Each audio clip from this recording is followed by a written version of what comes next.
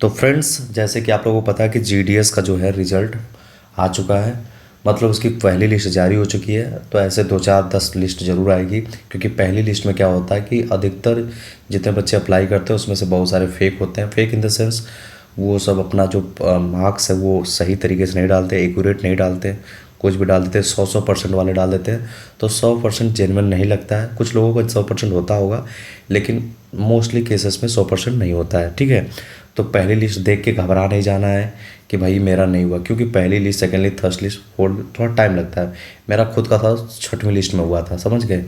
थोड़ा टाइम लगता है, घबरा नहीं जाना। अगर जिसका रिजल्ट आ गया, जिसका जेन्युइन है, जेन्युइन परसेंटेज है, तो उसको क्या करना है, अब वेरिफिकेशन के लिए आपको हेड ऑफिस बुलाया जाएगा। अब हेड ऑफिस अपने अपने ज़िले पे होता है। जिसने फॉर्म भरते समय अपना ज़िला आपने दिया होगा कि इस ज़िले पे हम अपना जो है वेरिफिकेशन करवाएंगे। ठीक है, तो पहला जो सत्यापन के लिए, पहला आपको जो वेरिफिकेशन के लिए जो डॉक्यूमेंट चाहिए, हम उसको एकदम पुख्ता बता रहे हैं कि मतलब ये चीज़ें चाहिए। हमारे टाइम पे भी यही हुआ था, अभी भी यही होगा और आगे चल के भी यही चीज़ें डॉक्यूमेंट चाहिए हो। तो और कुछ भी ऐसा यूट्यूब पे देख के घबरा नहीं जाना कि क्या क्या ले जाना। जो मैं बता रहा हूँ ये ऑथेंटिकेट है, वही एकदम वही चीज़ चाहिए होती है और वही चीज़ वो लोग मांगते हैं पहले वाले में। तो जो है पहला क्या आता है, मूल हाई स्कूल प्रमाण पत्र और स अंक पत्र एवं स्वहस्ताक्षरित छाया प्रति। मतलब हमको जो हाई स्कूल हमारा जो सर्टिफिकेट है उसका चाहिए मूल वाला, ओरिजिनल वाला, और उसका एक अंक पत्र अलग से मिलता है। अंक पत्र मिलता है और एक प्रमाण पत्र मिलता है। अगर दोनों है 10वीं में तो ठीक है, नहीं अगर आपके पास अंक पत्र ही है, मतलब बस जिसमें नंबर लिखा हुआ है, तब भी चल जाएगा। और स्वहस्ताक्षरित मतलब हस्ताक्षर किया हुआ, खुद से ही हस्ताक्षर किया हुआ छाया प्रति, मतलब उसका झेरॉक्स भी ले लेना है आपको। तो पहला काम क्या करना है, हमको हाई स्कूल का मार्कशीट ले लेनी है ओरिजिनल वाली, और कोई उसके साथ प्रमाण पत्र है, कोई सर्टिफिकेट भी अलग से मिला हुआ है तो वो ले लेना है। ठीक है, फिर दूसरा मूल जाति प्रमाण पत्र। अगर आप जनरल कैटेगरी के अलावा किसी और कैटेगरी से बिलोंग करते हैं, ओबीसी, एससी, एसटी, तो आपका सेंट्रल गवर्नमेंट वाला चाहिए आपको क्या, सर्टिफिकेट, जाति प्रमाण पत्र, कास्ट सर्टिफिकेट। और ईडब्ल्यूएस में तो वो भी चाहिए आपको, और इसका एक झेरॉक्स चाहिए जो खुद से साइन किया हुआ होना चाहिए। ठीक है, मूल मेडिकल प्रमाण पत्र चाहिए और एक उसका फोटोकॉपी चाहिए। तो आप किसी जिले अस्पताल से जाके अपना मेडिकल प्रमाण पत्र बनवा सकते हैं, वो बन जाएगा, आप जाके डॉक्टर साहब बना देंगे। ठीक है, तो ये तीसरी चीज़ भी जरूरत है। और डिजी लॉकर से, ये सबसे इंपॉर्टेंट, डिजी लॉकर से हाई स्कूल का जो हमारा 10वीं का मार्कशीट का डिजी लॉकर पर रिजल्ट होना चाहिए, और आधार कार्ड का प्रिंट आउट वहाँ से निकलना चाहिए। मतलब डिजी लॉकर कंपलसरी है। डिजी लॉकर हमारे टाइम में भी मांगते थे, अभी भी मांगते हैं। ठीक है, फिर आधार कार्ड की एक फ़ोटोकॉपी ले लेनी है। इतना डॉक्यूमेंट हमको चाहिए। इतना डॉक्यूमेंट कंपलसरी का पहला वेरिफिकेशन के लिए। आपको पता होगा कि 2 वेरिफिकेशन होता है, हमारे टाइम में भी हुआ था, अभी भी हो रहा है।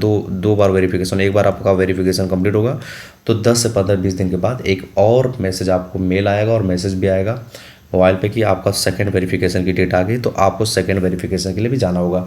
उस सेकंड वेरिफिकेशन में क्या क्या डॉक्यूमेंट लगेंगे हम आपको बता देंगे अच्छे से फिर से।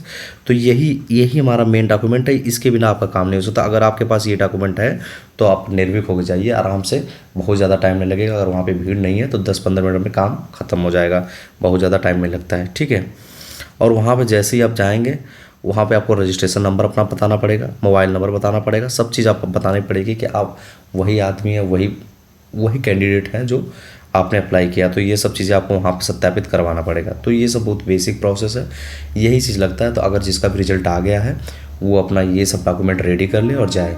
अगर जिसका नहीं आया हुआ और जिसका रिजल्ट अभी भी नहीं आया, मतलब उसको लग रहा है कि मेरा ठीक ठाक परसेंटेज है, अगर 90 के एबव आपका परसेंटेज है तो आपके चांस हैं। लेकिन 90 से नीचे 8, अगर कैटेगरी आपकी जनरल है, ओबीसी है, तो थोड़ा मुश्किल है। 85 के ऊपर है तो आपका चांस है, और वो मैटर करता है आप किस डिवीज़न से अपने फॉर्म को अप्लाई किया हुआ है। तो घबराना नहीं है बिल्कुल।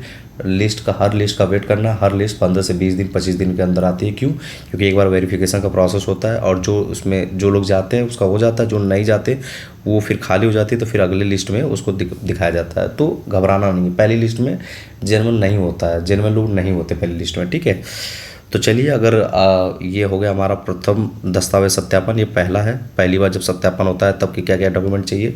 दूसरे बार अगर आपका एक बार ये वाला हो जाता है, एक बार सत्यापन हो जाता है, पहले बार वेरिफिकेशन, तो दूसरी वेरिफिकेशन में कौन कौन से डॉक्यूमेंट चाहिए होते हैं हम आपको अगले नेक्स्ट वीडियो में बताएंगे।